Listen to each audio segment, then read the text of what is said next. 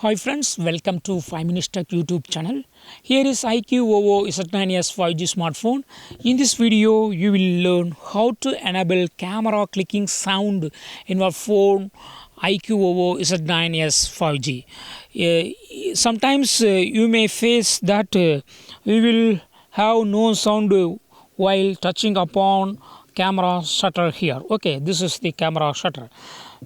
See, while touching the shutter button there is no sound hearable. Okay, in that case, if you would like to bring back a camera shutter sound in your phone, what you have to do is go to the camera settings here and then go to more settings, and first option itself you can just find shutter sound.